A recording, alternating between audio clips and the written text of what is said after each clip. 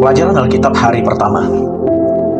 Kejadian 1 ayat 1. Pada mulanya Allah menciptakan langit dan bumi.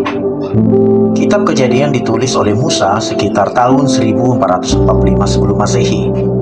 Ia memulainya dengan menjelaskan siapa Allah, yaitu Allah sebagai pencipta alam semesta. Perhatikan bahwa penciptaan alam semesta sebagai awal keberadaan alam semesta, yang artinya ada suatu waktu alam semesta tidak ada.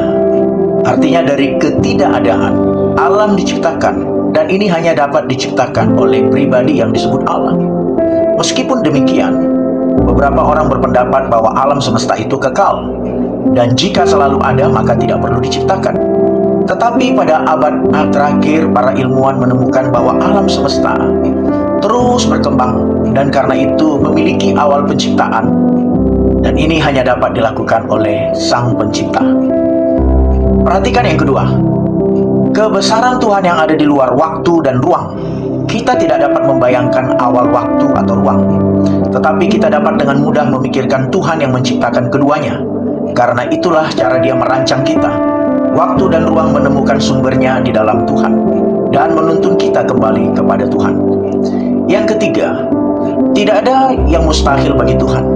Orang-orang yang tidak percaya mencemooh mujizat-mujizat Alkitab, misalnya seperti kelahiran Yesus dari seorang perawan, Lukas 1 ayat 35, dan kebangkitan Kristus, Matius 28 ayat 1 hingga 7.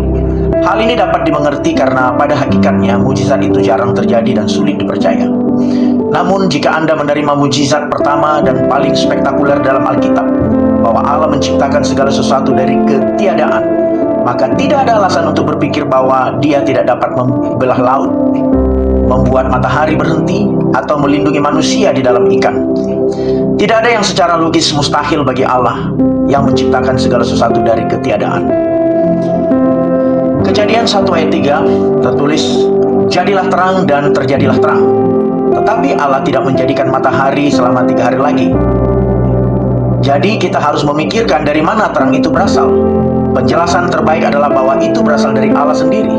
Allah adalah terang. Di dalam Dia tidak ada kegelapan sama sekali. 1 Yohanes 1 ayat 5. Setelah Allah menciptakan dunia, Ia mulai menyatakan dirinya. Ia melakukannya secara bertahap kepada Adam dan Hawa, Abraham, Musa, para nabi, dan lainnya. Allah semakin menyatakan dirinya hingga Ia datang dalam pribadi Yesus Kristus yang berkata, "Akulah terang dunia," Yohanes 8 ayat 12. Yesaya tidak mengatakannya, demikian pula Yeremia, Yeskel, atau Daniel.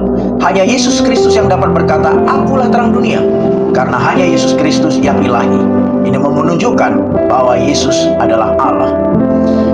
Dan datang kepada Kristus seperti Allah menyalakan terangnya di dalam hati kita. Sebab Allah yang berkata, "Biarlah terang bersinar dari kegelapan," telah membuat terangnya bersinar di dalam hati kita untuk memberi kita terang pengetahuan tentang kemuliaan Allah yang ditunjukkan dalam wajah Kristus. 2 Korintus 4 ayat 6. Kita hidup dalam kegelapan rohani sampai kita memahami Injil, maka terang itu dapat menyala. Melalui Yesus Kristus kita mengenal Allah, bukan melalui argumen atau kesimpulan pemikiran kita, tetapi secara langsung dan pribadi.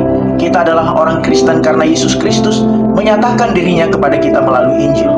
Ia juga belum selesai menyatakan dirinya. Katakan bahwa kota atau Allah tidak membutuhkan matahari atau bulan untuk meneranginya, karena kemuliaan Allah memberikan terang kepadanya dan anak domba adalah pelitanya. Wahyu 21 ayat 23. Perhatikan tahap perkembangannya. Dimulai dari Allah berfirman, "Jadilah terang dan terjadilah terang," Kejadian 1 ayat 3. Kemudian Ia menyatakan dirinya lebih lanjut kepada Abraham, Musa, dan para nabi.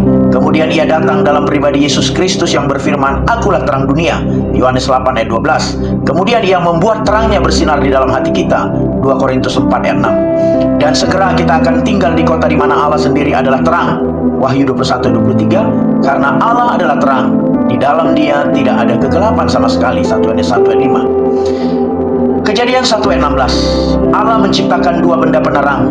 Benda penerang yang lebih besar untuk mengatur siang, dan benda penerang yang lebih kecil untuk mengatur malam. Ia juga menciptakan bintang-bintang. Musa menulis untuk bangsa Israel yang menghabiskan bertahun-tahun di Mesir. Di sana mereka belajar tentang dewa matahari, dewa bulan, dan banyak dewa lainnya. Musa harus mengajari mereka bahwa dewa-dewa itu tidak ada.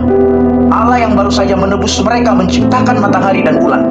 Ia juga menciptakan bintang-bintang yang jumlahnya lebih banyak daripada semua butiran pasir di bumi. Kepada siapa kamu akan membandingkan aku? Atau siapakah yang setara dengan aku? Firman yang Maha Kudus. Angkatlah matamu dan pandanglah ke langit. Siapakah yang menciptakan semua ini? Dialah yang mengeluarkan gugusan bintang satu demi satu dan memanggil masing-masing dari mereka dengan namanya. Karena kuasanya yang besar dan kekuatannya yang dahsyat, tidak satu pun dari mereka yang hilang. Yesaya 40 ayat 25 hingga 26. Setelah menciptakan bintang-bintang, Tuhan menciptakan burung, ikan, dan setiap makhluk lainnya. Kejadian 1 ayat 20 hingga 25. Lebih dari 1 juta spesies kehidupan di bumi telah dikatalogkan, dan itu mungkin hanya 1/10 dari apa yang ada. Misalnya burung kolibri, contoh yang bagus dari rancangan cerdas Tuhan. Ya, mereka adalah burung terkecil di dunia, dan beberapa di antaranya memiliki berat kurang dari 10 gram. Sayapnya berputar satu lingkaran penuh, memungkinkannya untuk terbang maju mundur, ke samping dan bahkan terbang terbalik. Burung tersebut terbang sekitar 40 km per jam dan dapat menyelam hingga 100 km per jam. Beberapa dapat terbang lebih dari 20 jam tanpa istirahat dan bermigrasi lebih dari 3.000 km.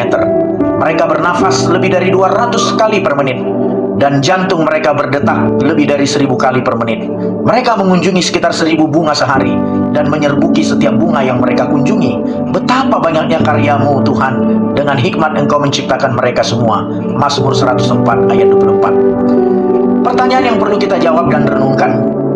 Pertama, setelah kita memahami mujizat yang pertama, jelaskan bagaimana kita dengan mudah dapat percaya kepada mujizat Tuhan yang lainnya.